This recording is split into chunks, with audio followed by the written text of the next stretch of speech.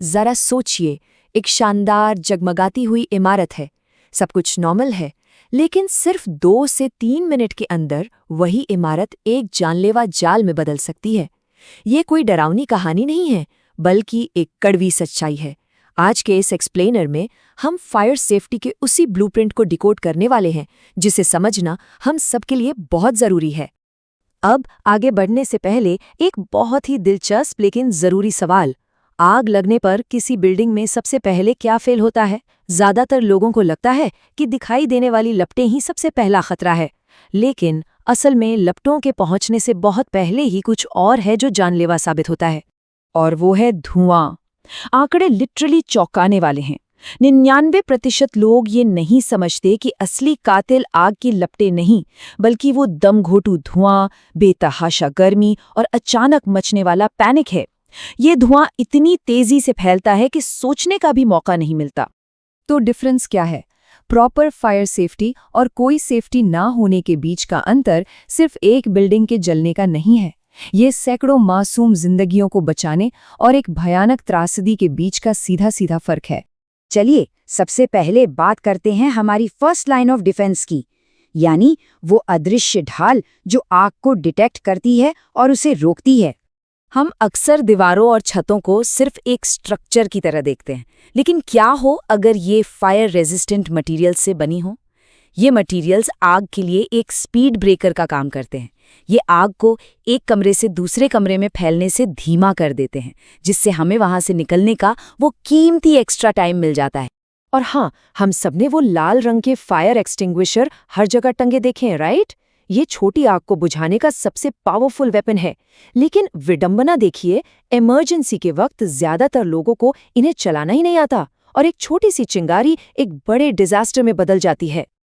यहीं पर एंट्री होती है हमारे अल्टीमेट गेम चेंजर्स की, स्मोक डिटेक्टर्स। लपटें दिखने से बहुत पहले ये धुएं को सूंघ लेते हैं। खतरे के पहले ही सिग्नल पर बजने वाला ये अलार्म वो एक्स्ट्रा सेकंड्स देता है जो जिंदगी और मौत तय करते हैं। अब बढ़ते हैं नेक्स्ट पार्ट की तरफ, ऑटोमेटेड सेफ्टी, यानी वो तकनीक जब खतरा आते ही बिल्डिंग खुद फाइट बैक करना शुरू कर देती है। इसे देखिए, स्प्रिंकलर सिस्टम। ये कोई मामूली पाइप्स नहीं है, ये एक ऐसा नेटवर्क है जो कमरे में गर्मी बढ़ते ही अपने आप एक्टिवेट हो जाता है और तुरंत पानी की बौछार शुरू कर देता है। खासकर ऊंची इमारतों में जहां बाहर से पहुंचना मुश्किल हो, वहां ये एकदम लाइफ सेवर है। और वो भारी भरकम दरवाजे जो अक्सर सीढ़ियों के पास होते हैं, वो सिर्फ दिखावे के लिए नहीं है। वो फायर प्रूफ दरवाजे हैं जो आग और उस जानलेवा धुएं को ब्लॉक करके एक सेफ एग्जिट जोन बनाते हैं। असल में ये पूरी एक आर्मी की तरह काम करते हैं। फायर हाइड्रेंट्स जो लगातार पानी सप्लाई करते हैं, स्मोक एग्जॉस्ट फैंस जो धुएं को बाहर खींचते हैं, और overhead water tank. Modern buildings को डिजाइन ही ऐसे किया जाता है कि वो एक नेटवर्क की तरह आग से लड़ सकें। मशीनों की बात तो हो गई, अब बात करते हैं इंसानों की, यानी मानवीय तत्व और इवैक्यूएशन के रास्तों की। नियम बिल्कुल साफ हैं। हर बिल्डिंग में कम से कम 2 इमरजेंसी एग्जिट होने ही चाहिए। लेकिन ग्राउंड रियलिटी क्या है? बहुत सी जगहों पर ये रास्ते कबाड़, पुराने फर्नीचर या कार्टन से ब्लॉक होते हैं। ये कोई छोटी लापरवाही नहीं है, ये सीधे सीधे एक डेथ ट्रैप है। और लिफ्ट का इस्तेमाल बिल्कुल भी नहीं। आग लगते ही पावर कट हो सकता है और लिफ्ट एक स्टील के पिंजरे में बदल सकती है। ऐसे में वो फायर एस्केप सीढ़ियां ही बाहर निकलने का इकलौता और सबसे सेफ रास्ता बचती हैं। बहुत से लोग सोचते हैं कि फायर ड्रिल्स तो बस एक बोरिंग सी औपचारिकता है, लेकिन सच बताऊं, जब पैनिक मचता है ना, तो हमारा दिमाग ब्लैंक हो जाता है। ये ड्रिल्स हमारी मसल मेमोरी को प्रोग्राम करती हैं ताकि उस अफरा तफरी में भी हम सही डिसीजन ले सके। फाइनली आते हैं हमारे आखिरी और सबसे इम्पॉर्टेंट सेक्शन पर, प्रिवेंशन और लीगल रूल्स। इस चार्ट को देखिए, 99%, जी हाँ 99% इमारतों में आग लगने का कारण कोई बहुत बड़ा धमाका नहीं, बल्कि छोटी मोटी इलेक्ट्रिकल शॉर्ट सर्किट या गैस लीक होती है।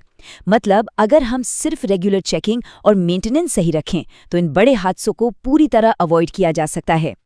और इसी को इंश्योर करने के लिए NBC कोड, IS स्टैंडर्ड्स और फायर सर्विस एक्ट जैसे लीगल कंप्लायंसेस बने हैं। कोई भी बिल्डिंग तभी सेफ है जब उसके पास लीगल फायर सेफ्टी NOC हो। ये कोई चॉइस नहीं है, ये एक एब्सोल्यूट नेसेसिटी है। तो इस एक्सप्लेनर को खत्म करने से पहले एक बात जो हम सबको याद रखनी चाहिए, आग लगने के बाद समझदारी काम आए, उससे बेहतर है आग लगने से पहले तैयारी की जाए। क्या हमारे आसपास की इमारतें इन सुरक्षा पैमानों पर खरी उतरती हैं? इस बारे में जरूर सोचिएगा। सुरक्षित रहिए और हमेशा सतर्क रहिए।